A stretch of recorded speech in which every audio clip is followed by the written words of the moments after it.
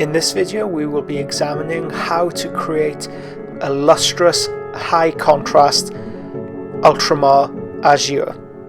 Hell of a sentence, I know. So we begin the process by undercoating the miniature with Scale 75 black primer. This gives a really matte coating, and then I sketch out the values on the miniature with opaque white by Armour. So this is just getting me used to where to place shadows, highlights, etc. I'll airbrush it on the staff itself. I'll have a bit of a play around with where I want to place highlights, see what works for me.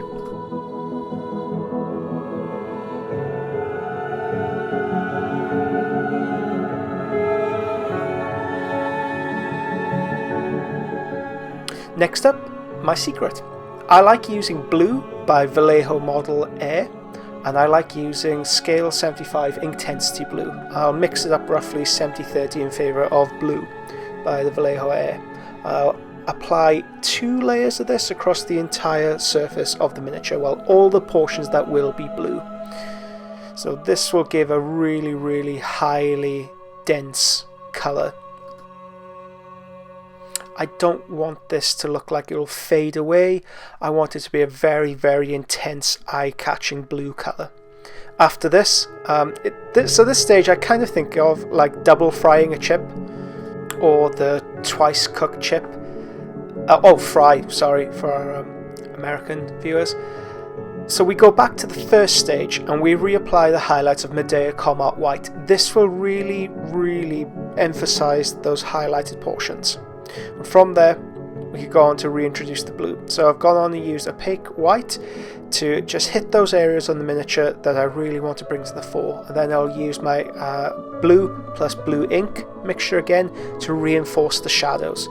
So this way we are going for a very high contrast work. I'd only recommend this on highly polished armor plates. I would not recommend this on slightly more utilitarian legions such as the Sons of Horus.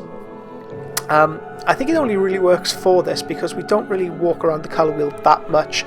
So with the Blood Angels tutorial I emphasise going into purple and into yellow. Red is one of those colours where it's situated on the colour wheel. It lends itself very well to that wide sweep of different colours and colorations used in the midtones and the shadows and the highlights. With the blue I want to keep it very much as close as I can within the same hue, so I'll stick with blue as much as I possibly can and modulate around that. Any shadows should look natural. It will be blended in with the black which we've put in previously.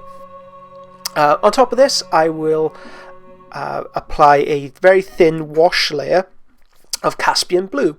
So this colour is by Scale 75. It's roughly, I want to say 60% paint, 40% thinner. And to this I want to apply this over the upper mid-tone to the highlight.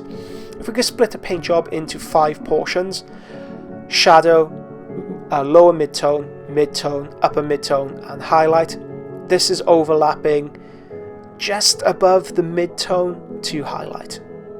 When we cover the entirety here, it will pigment it slightly, ever so slightly. From here I can add more white into the mixture if I so choose to really up the emphasis of it, or I can go back and use blue to help blend my fades together, which I will do in a few moments.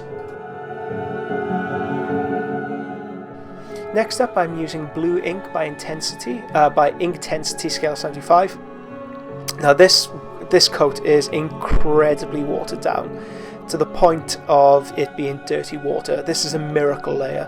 When I apply this over the surface, it will help unify the shadows, midtones and highlights, and it'll give it a lot more of a uniform blue tone. Later on in the painting process, when I transfer over to the brush, because we've used paints that we can very easily place on our palette, we won't have that weird disassociation by using another colour, another acrylic colour through the brush. So this will go on to, well, all portions, but so for the entirety of the miniature we will have 1 coat. Then a second coat will be placed on the upper mid-tone through to shadow. The next coat will be from the mid-tone through to shadow, and so on and so forth. So gradually we're blending down until we are only working with the shadows.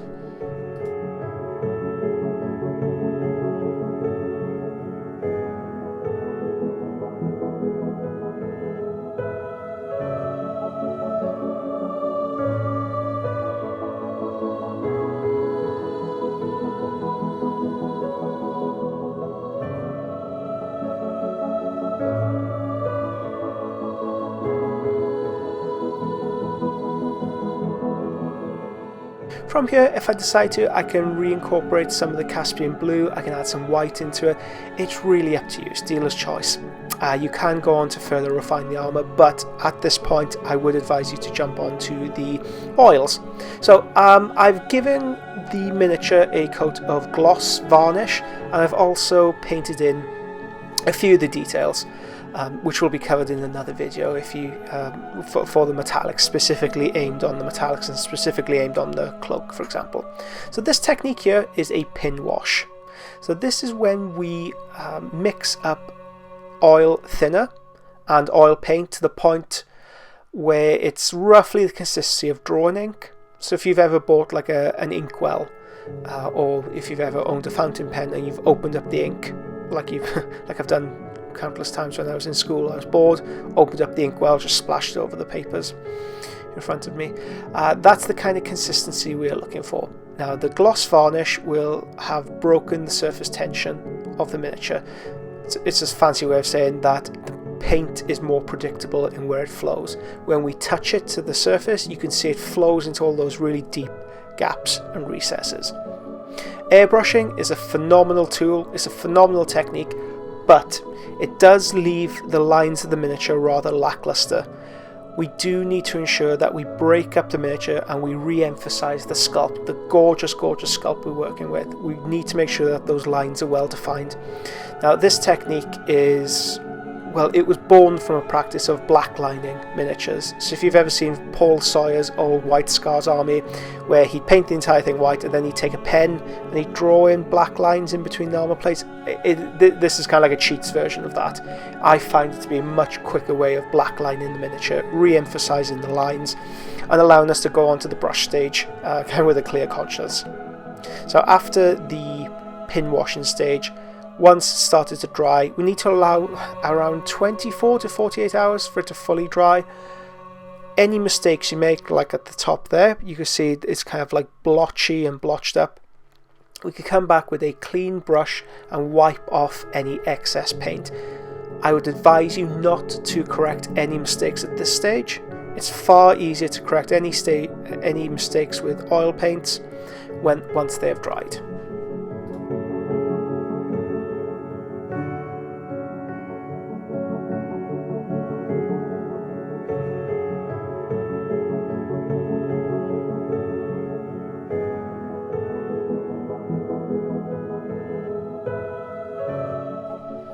This technique is an oil stain, so the paint is a lot thicker in consistency. As you can see, it's not so much flowing into the gaps and recesses, it's sitting on top of the image, of the miniature rather, I should say. The reason why we use this in comparison to, say, a pin wash is designed to emphasize the lines of a sculpt. This is designed to change the underlying color. Now this is phenomenal to work with metallics because it mats everything down and it prepares us for our next stage. These concepts will be talked of further in our workflow video, which will be available this month, on how to manage a project, especially a larger project of this scale, breaking down the individual stages.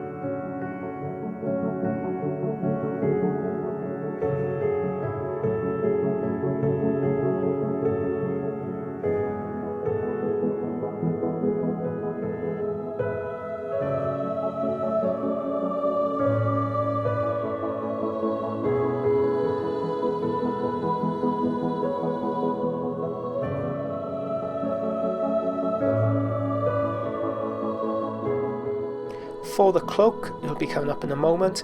Sometimes when working with decals, they stand out, they look far too clean, they don't look like they're a part of the scene, like this for example. So by applying oil paints, just a small amount, dotted here and there, we allow it to dry and then we can wipe it off. It just brings it more into the scene. It makes it look weathered. It makes it look like it's been lived in.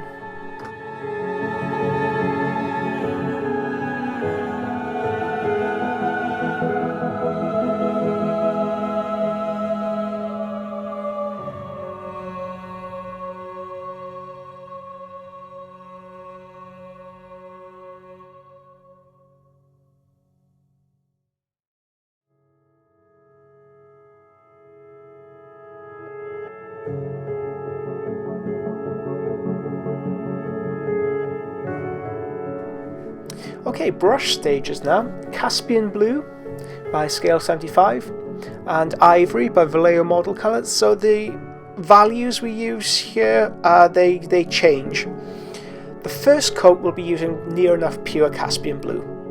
Then when I come to do further highlights towards the very top of the armor plate, I can move more ivory into the tip of the brush and manipulate it along. So unlike a traditional edge highlight, have a look at the brush stroke. I've slowed the video down just to have a look at this in a bit more detail. Notice how I use my brush stroke. It isn't going in thin gradual lines, I'm dotting it as I go along. This imparts texture and it imparts very, very minute fractures in the armor plate itself. So when we look at the miniature, even though it's been edge highlighted, we understand visually that this isn't a piece of silk. This is an armor plate. This is something that's been through experience. It's picked up minor dents, and it's a bit more of an interesting way to highlight armor rather than going with the traditional the traditional route of just using a edge highlight. So you can see here I've added a bit more ivory into the brush and I'm moving this into the highlight.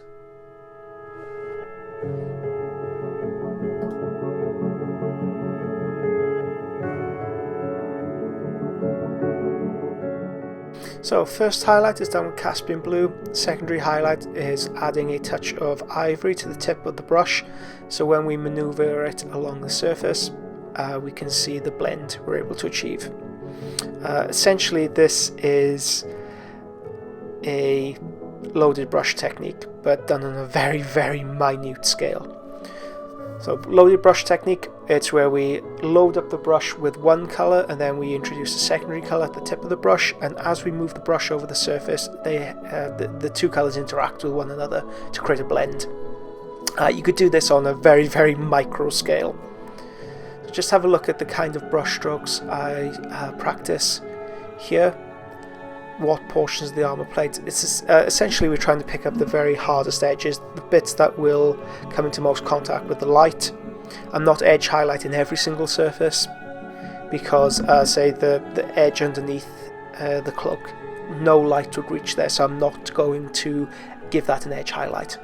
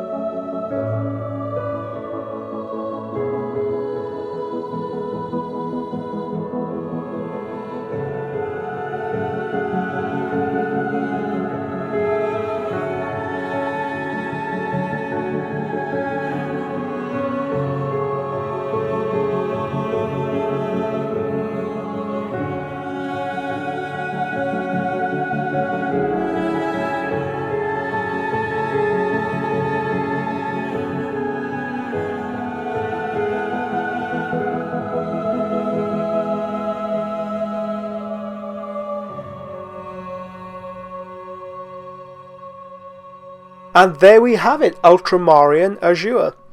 Hope you've enjoyed that video. From here, we can choose to develop the armor plates even further by adding subsequent washes of Caspian blue, plus adding white into the highlights, then using blue plus a small amount of black to wash into the shadows.